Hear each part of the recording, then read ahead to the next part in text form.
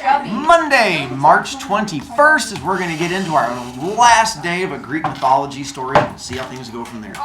If you are wanting the Camp Tecumseh shirt, it was due today because I have to turn those in after school. The money for Camp Tecumseh is due next week. That probably goes to your parents, not you guys. For you guys, it's just making sure you have the permission slip and the friends list turned in, because I'm making those. And then your parents have to pay money to have us kidnap you for 3 days. And then, let's see that. Oh, grade-wise, we'll get into that. As of now, if you check grade for my class, you only have one grade. It's whatever you had on Friday's quiz is pretty much your grade in class.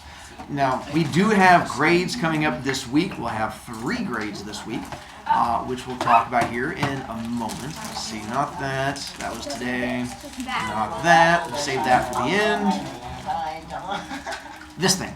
So, with the quiz last Friday, overall, again, your guys' average is still strong overall. It went down slightly from before. It was an 84% average, went down to 79. But again, realize you guys were averaging in the 50s and 60s at the beginning of the year. So even this is a C+ average, and this was one I tried to make tougher. I put questions on there that I knew you guys had to read and think about, and you guys still did well. Question-wise, when I used to have to go through a bunch of questions with you, again, there's like one question you guys struggled on. The average was lower, like the previous quiz, your guys' average was like a B+, and this time the average was like a B-. But overall, still doing well. And so, go you guys. Now we'll come back to that. The only question you guys universally struggled on, which is what I fully expected, and I'll be honest, you guys did better on this question than I thought you would. It was the one, number 13, where it talked about the 2 adverbs. The other grammar question, you guys did well on. This one, you still did well on. Like, I think the first one that you guys struggled on, which we'll talk about, like, still, I think like 60-some% of you got it right. And I thought it was going to be like below 50. So I was, again, impressed. So for this one, the second adverb was easier than the first, because the second one ends in ly. The second adverb is stupidly. The first adverb was a little bit tougher because it's hard. And a lot of it is, if you just Google them, a lot of times that comes up as an adjective as opposed to an adverb. It is telling you how he worked, and worked is a verb. So that was an adverb. I put that on there thinking that most kids wouldn't be able to figure it out, and I was wrong. Most kids figured it out, so go you guys. This week, we have our last story today, which will take the whole class period because it's a long one. And then tomorrow, we're going to try something a little different. We're going to play an activity/game. But you do have a chance of winning B points or monkey treats, depending on which one you feel stronger about. I take monkey treats. Then it deals with Greek mythology, is to get you guys ready for Thursday's test. Wednesday, we're going to do a full-out review game. And so I'm planning on, we've not really done any review games this year with you guys, but Greek mythology is a little bit longer of a lesson and tougher to do, so I figure we'll do an actual one on it. You do get a chance to. Half of you will win on Wednesday. We're going to split the room into 2 different teams, and you're going to compete against each other. Again, you get a chance for either B points, or I might bring in like Starburst or something like that, and we'll see. But you get a chance to win on that one. Thursday, your blue sheet comes due. This thing comes due. It's due? In theory, it should be completed, but that comes due for Thursday. It is your first homework assignment. It is all of 20 points. The white sheet does not come due. This you get to keep, hold on to, not worry about, stuff like that. And then the test on Thursday is going to be between 30 and 40 questions. It is only a one-take test. So you will not take multiple ones of it. It is just going to be that one time, and that is it. My goal is to give you a chance to do it again after the weekend, but the highest grade you'll be able to get is like a 79%. On Thursday, in class, it is a one take, and that is it. 30-some questioning because it's going to cover all of mythology. No grammar on Thursday, though. Or soon. Spring break next week. The week after. Yep. Starts next Alright. Yes. Next Thursday, correction. Zane? Thought you had a question. No? Why is it 30 questions? Do we get the whole class on We here? don't have to go next You get the whole class period for it. But it's Thursday. Correct, but you guys have best, so you can always use best if you want to. But then it won't be an A. Hermes! We'll see what I can do for you. I might be able to be a little bit nicer to you. I do, but not right now because I'm teaching. Also, set it when as soon as the class starts. My Don't bad. set it like 20 minutes after the class starts. Mina, It's Hercules. right, that's what I'm trying to get I to. know Heracles. So, with our story for today, it deals with the guy named Heracles. You guys know him by the other name, which is... Hercules. So, with the reason being, is not a pronunciation thing. It's the fact that it's Greek versus Roman. Like with Ares, his Roman name was Mars, and Hermes, the Roman name was Mercury. Same thing here. In Greek, his name was Heracles, but the Roman name was Hercules. We're going to call him Heracles. If you call him Hercules, I could care less. It's just for the story, it'll make more sense today. For today, much like I did with the ones about the Tartarus tortures, where I gave you guys that other story to read, it's going to be the same thing with this. Heracles is a long story. So because of that, I'm not going to get a chance to cover it all. There's going to be 2 questions that are going to come from the story that I'm not going to get a chance to cover in class. It is up to you if you want to read the story or not. If you want to wait to the test on Thursday and then Google it, that's fine. If you want to just wing it, that's fine also. I'm just giving you a heads up. There's going to be 2 questions that come from the story that we don't cover. Just wanted to let you know. All right, now let's get to the fun.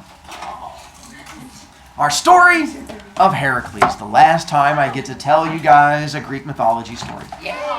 So, today's story is going to begin where most of our stories did. Zeus being friendly. This one takes place towards the very end of Greek mythology, which is like 1,000 years into this whole religion. They've been around for a long time, long enough to make Barsoom wait till I get to a stopping point. And Zeus comes down to Earth and finds a human girl named Alcmena, because apparently there's still human girls who have not learned to not be friendly with them. Bro, in the movie, does it We're going to talk about the movie, yeah. And so here, he and Alcmena are friendly. Afterwards, Zeus again gives the warning, hey, every time I'm friendly with a girl, I have to warn them. My wife might try to kill you. Good luck. See you later. I'm out. Alcmena is not fond of this whole dying thing, so she comes up with a plan. When she starts to show with her pregnancy and she realizes that there's a baby coming and is connected to Zeus, she goes, all right, here's what I'm going to do. I'm going to pray to Hera and make a bargain that says, if Hera doesn't kill me, I will name my baby after the god. That way is my way of saying, I apologize, thank you for letting me live, my baby will always have your name. Hera hears the prayer and goes, all right, I'm intrigued. You're going to name your baby after me. All right, let's see how this goes. So Hera does not kill Alcmena, waits until this baby is born. Alcmena thought she was going to have a daughter. She doesn't. She has a son. But she can't back out on it, so she names the child Heracles anyway. Heracles breaks down into 2 Greek words, Hera, the god. Cles means the joy of, or to bring joy from. So essentially, she names her child the joy of Hera, which is embarrassing enough. It's worse when your child's a son. It's like being a boy and your parents name you Happy Susie.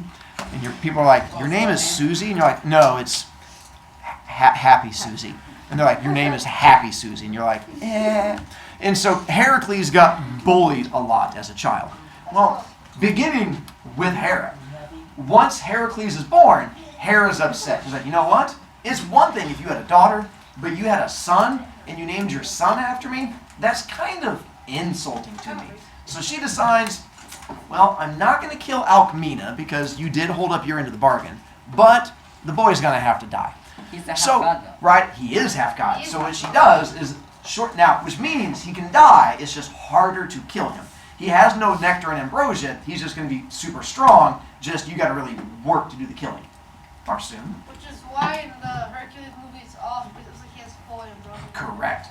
And so what happens is, as soon as he is born, within a few days, Hera sends 2, and if you've seen the cartoon, I'll show you here in a second, 2 gigantic snakes to kill him in his crib. And Hera's like, well, this will take care of us. So she sends these two gigantic snakes to go into the crib, and she figures they'll just go snacky, snacky, bite them, kill them in the crib. What no one expects is that it turns out Heracles is one of the strongest gods to ever come around. And even these things, when they come in to kill him, squeezes the little heads, pops off the little eyeballs like little stress toys, kills both snakes. Hi, Brandon. So you said that Hera did that, but in the movie it said it Correct. was Hades. So, and that's why most of the story of Heracles is way different than the cartoon. Oh, because they can't include him being friendly. Correct. And so there's going to be another scene coming up we're going to get to, because Megara, who's in the cartoon, she's actually from Greek mythology. But her role in the story is way different. And so, yeah, that's a lot of changes between the cartoon and then the actual Greek mythology. Wait, aren't their names like Spike and Pain? Yeah. Nice. Okay, I was like, Not Spike. I think it was Spike with a T. It's supposed to be Spike is like when you hate somebody. oh, Spike. Okay. Yeah, Spike. Is that the red one? Yeah. That's why his name is Hercules. Which one is which? Oh, it's been a long time since I've seen it. No. The red one is Spike. And so, kills both the snakes, and we realize, okay, he is in for a tough life. Hera sees this happen and goes, wow, okay, that should not have happened because those snakes are big and tough and strong, and he just squeezed their heads and killed them. So obviously this kid is strong. So Hera goes, all right, here's what I'm going to do. I'm going to step back and just wait until just the right time, wait a couple of years when no one sees it coming, then I'm going to strike.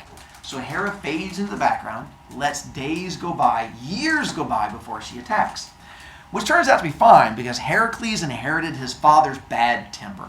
And it doesn't help that he gets bullied through his entire elementary school, up to junior high, kids making fun of him, he has anger issues, he gets grumpy all the time. Daddy issues. Which, on some level, daddy issues. Until he's in high school and he has taken music lessons or music class, but it turns out he's so bad at playing the lyre, the little guitar thing that Apollo has, the thing that like looks like that kind of thing, or like a little guitar looking thing, the music teacher won't even let him practice in the building. It was like, you have to practice in the woods because when you play, even though Apollo's like your half brother, I don't know how you're related to the god of music because you are so bad at this. You go to the woods to practice.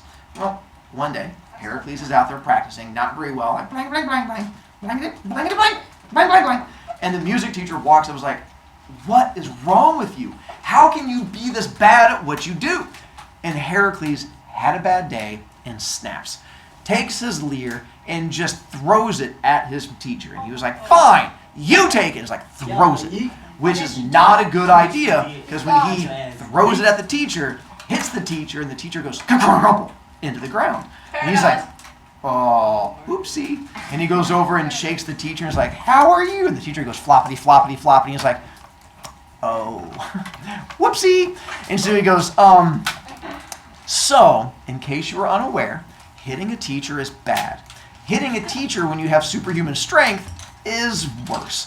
So he picks up his floppity teacher and he was like, are you dead? Floppity flop, that's not a good sign. And he picks up the lyre and goes running back to town, shows up in town and puts the teacher down and puts the musical instrument on top. People come running up like, what happened? He was like, the teacher's dead.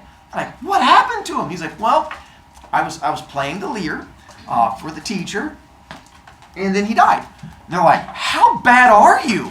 He was like, no, I mean, I had it, and then he got hit by it. They're like, well, you're playing it wrong. He was like, no, I had it, and I kind of hit him with it. They're like, oh, you killed him. He was like, well, when you say it that way, it sounds really bad. And they're like, well, we can't have teacher killers because teacher killing is the worst thing you can do. So they go, we have to kick you out of town. So he is banished from his hometown and forced to leave. And he goes out and wanders for years. Eventually, settles down, builds a house out in the woods as an early 20-year-old, lives there until he meets a girl by the name of Megara. And he falls in love with Megara, and Megara falls in love with him. And if you've seen the cartoon, this is about as close as they're going to get before they go in rapidly different directions. So eventually, he and Megara have children, 2 sons, Hercules Jr. and Hercules III. And they have these 2 little kids. And the 4 of them are living out in the woods together. Now, One day, he decides to go out and chop down wood, takes his axe with him, and goes out wood chopping.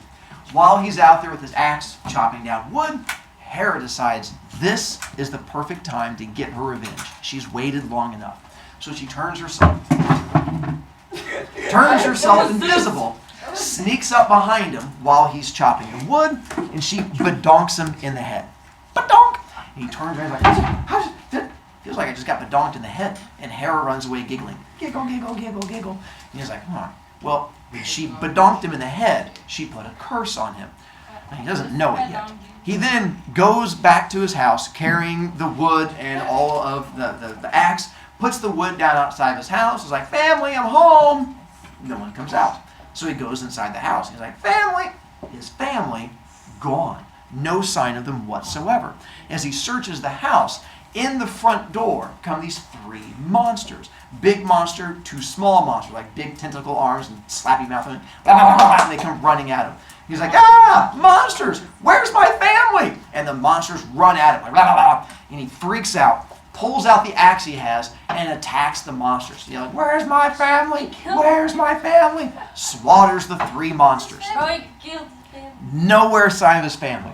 Covered in monster blood, goes running out of the house, down the pathway, all the way to the closest village, runs in the middle of the village, still covered in monster blood. And he was like, I need help. Monsters have taken my family. I managed to kill 3 of them, but I need your help tracking down my family. Will you come with me? And the whole town is like, yeah, let's go help this guy. And they all come running after him all the way back to his house. Get back there. He's like, all right, I know if I saw them here before I went to go chop wood, spread out.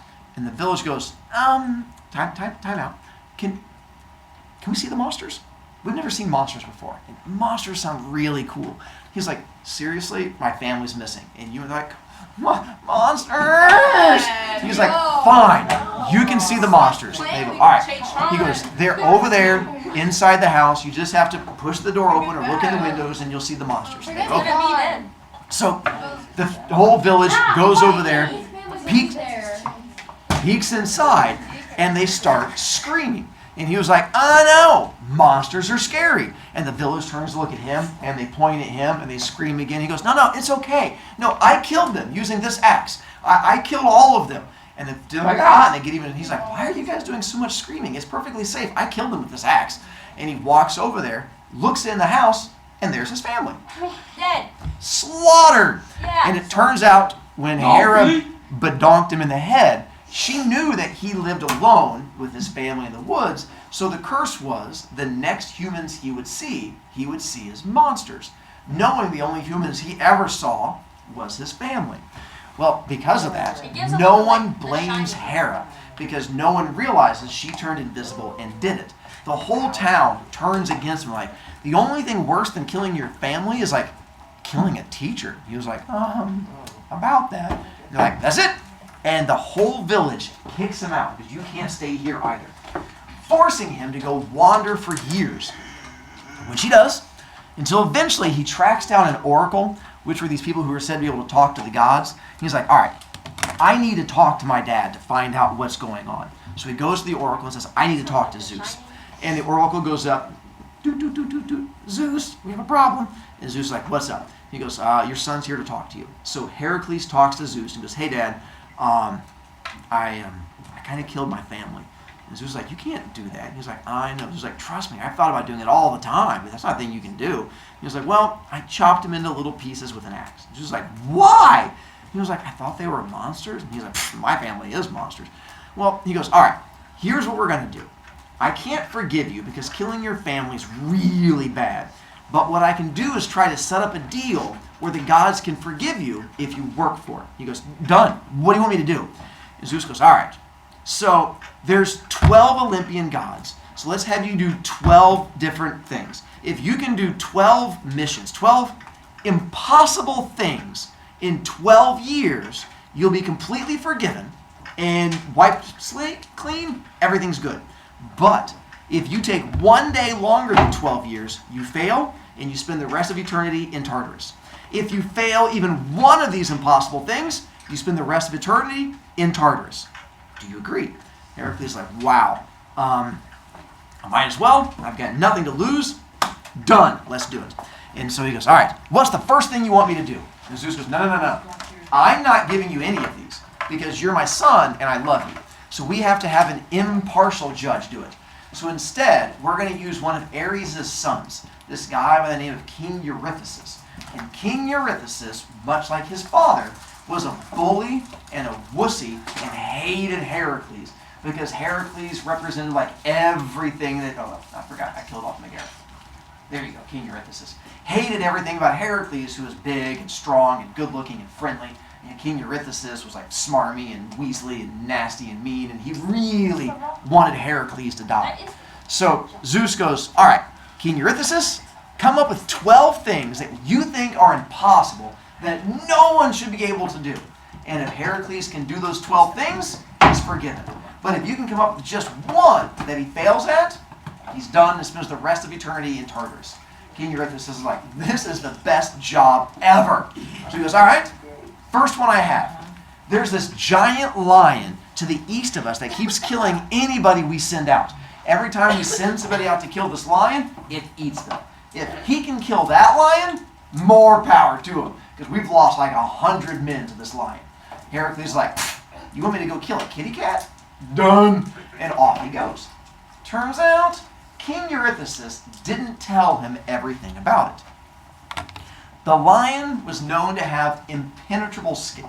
Do you guys know what impenetrable means? Yeah. Yeah, so you can't pierce it with anything. And that was why this lion had eaten everybody, because every time they would try to kill it, you couldn't stab it, you couldn't shoot arrows at it, anything would just bounce off of the skin. Of course, he doesn't tell Heracles that. So when Heracles goes running out there to attack it, his sword just goes, gadinky, and he's like, gadinky, and he's like, oh no, gadinky, and nothing attacks the lion. And he realizes he got hosed, and he starts fighting with the lion, but the lion starts to win until he comes up with a plan. He's like, well, if I can't puncture the skin, what I can do is prevent it from breathing. So he channels his inner rock and goes full WWE and puts it into a sleeper hold and ends up like wrapping his arm around the lion's neck, little chokehold from there, and puts it into the choke, and the lion's like, "Rawr, rawr, meow, meow," and ends up going through and killing off the lion. That's how you But chokehold someone.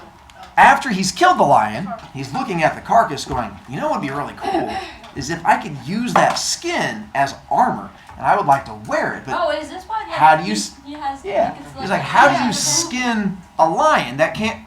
And he looks at the lion and realizes it has slashes that are bleeding on its own arm.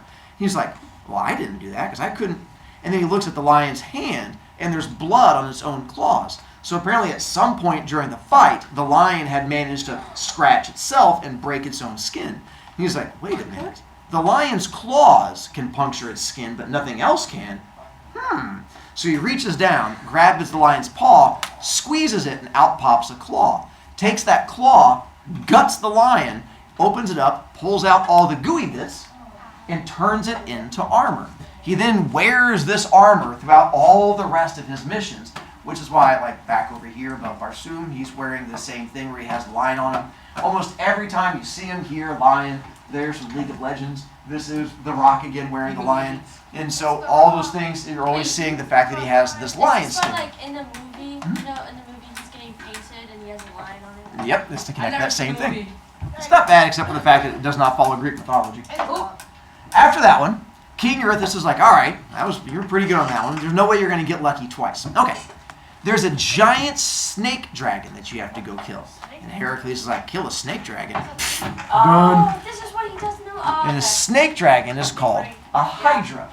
But again, King Eurystheus does not tell them all, because those of you who have heard of a hydra, what's special about a hydra? You can't tell if it keeps growing more. Yeah.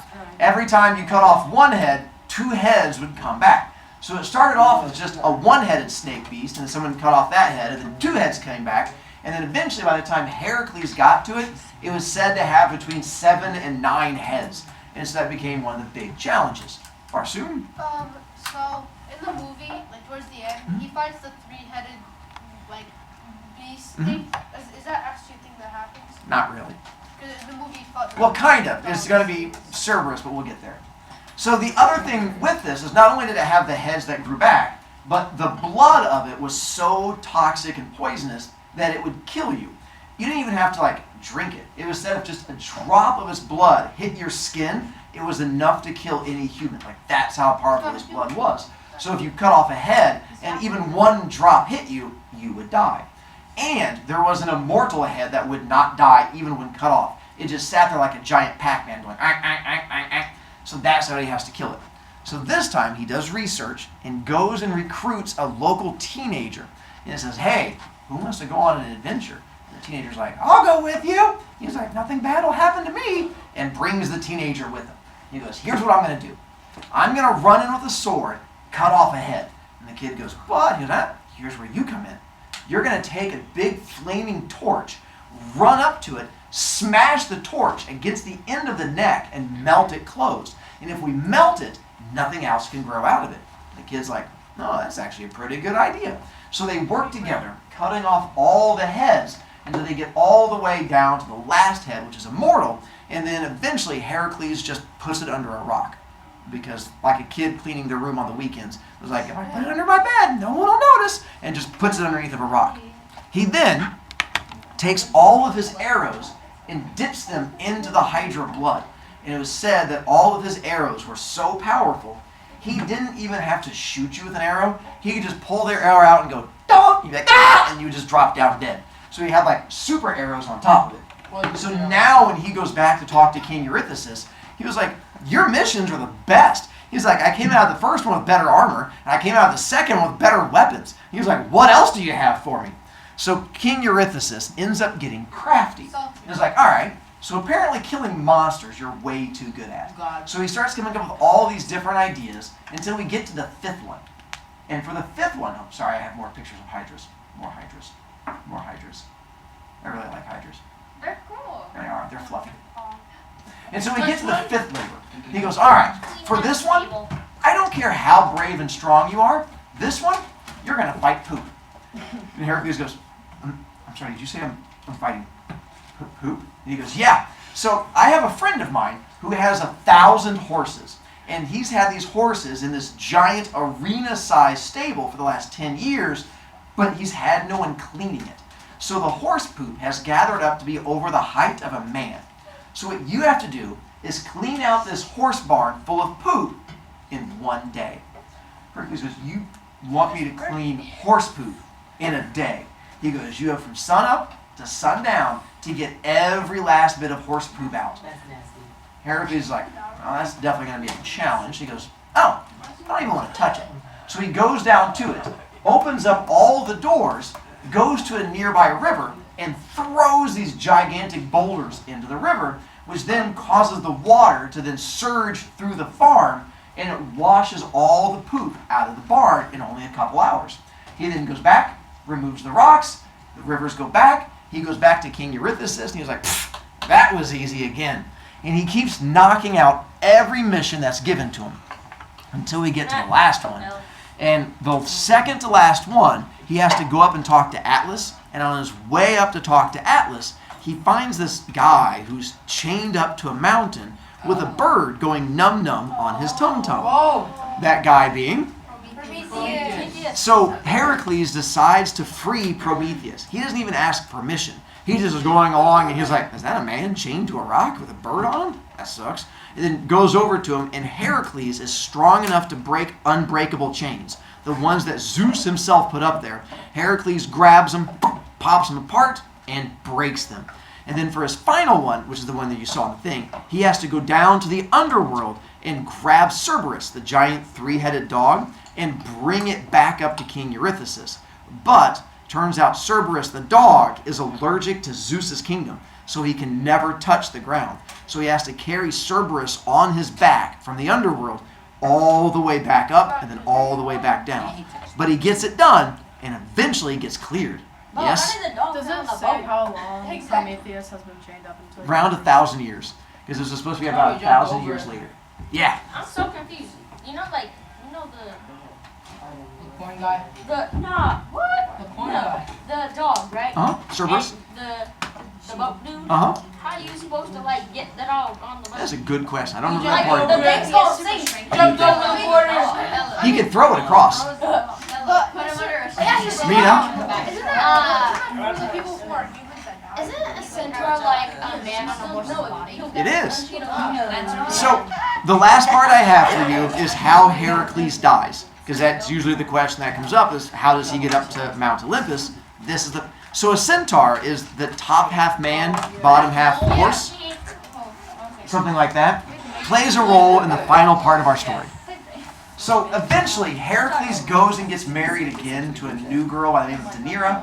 And he meets Daenerys, falls in love, things are good, he's now been forgiven, gods have nothing against him. So he and Daenerys go off on their honeymoon. They got married, this is the day after you go on like your little vacation. So he and Daenerys are taking off on their little vacation thing, and they're going through the woods to get to like their hotel or something like that. And as they're going through the woods, they get to this river in the middle of the woods, and they can't find a way across. Heracles is like, well, the river's really thin. He's like, I can swim across. Can you swim across? His wife's like, I can't swim. He's like, well, I can take you and like throw you across. She's like, you are not throwing me across a river. And so while they're arguing, a centaur comes up. The centaur goes, hey, maybe I can help. I'm a really good swimmer. So maybe if she jumps on my back, I can swim across, and that can help. And they're both like, oh, that's awful nice. You don't mind? He's like, nah, I don't mind at all. So she goes and jumps on the centaur's back, and the centaur takes her across. As the centaur is taking her across, they're making small talk and like that, and the centaur realizes not only is she incredibly attractive, she's really nice and friendly and outgoing, and he's like, you are really good. He's like, you know what? You deserve someone better than Heracles. You deserve someone that's like half man, half horse. You deserve someone like me. And he takes his arms, wraps them around her, and just takes off running. She starts screaming, I'm being centaur napped, help! And Heracles is still stuck way over there, sees the centaur leaving with his wife, and knows he has to stop the centaur.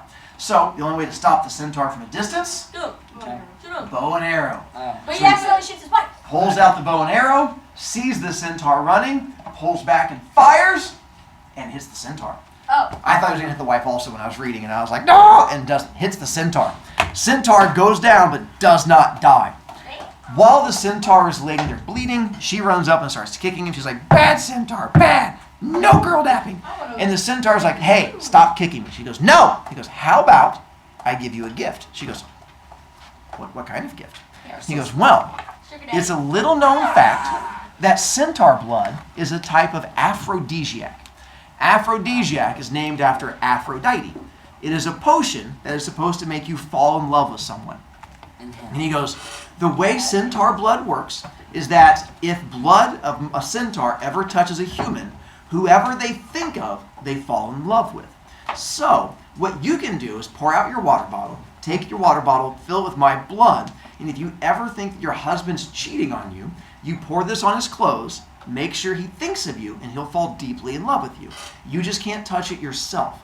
Because if you touch it and think of yourself, you'll think of only you forever after. She's like, oh, that makes perfect sense.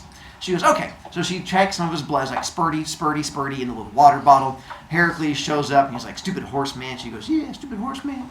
And off they go. Years go by, no issues at all.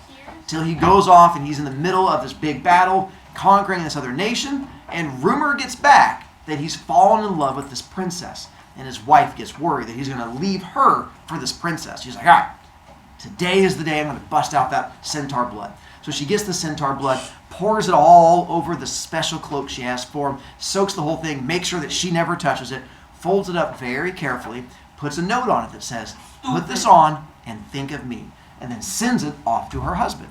Heracles gets the cloak. He's like, oh, my wife loves me. And by the way, he was not cheating on his wife at all. Even though he's Zeus' son, he was very loyal. It was just a rumor that other people had spread. Because they don't like it. Puts on the robe, and he was like, I love my wife. And as soon as he puts it on, starts screaming. Because, as you figured out, the centaur lied. When the centaur got shot by the arrow, he could immediately tell there was something on it. Because what was on the arrow? Poison. Hydra blood poison. So essentially, he knew his blood was poisoned from this Hydra. So by putting it on there, it leads to Heracles burning. But because he's half God, it's not enough to kill him. But it's enough to put him in pain. And he spends days screaming in pain and asking his friends to put him out of his misery. So his friends get together and they build a giant bonfire and put him into the middle of it and set him on fire. Bro, why is the Then all of his friends get out the same arrows that were used originally, these big Hydra arrows, and they all shoot him while he's being burned to death with the poison on his skin. Heracles' death is hilarious. And that's what leads to him dying. I'm gonna fall on my That chair. was a lot more soon.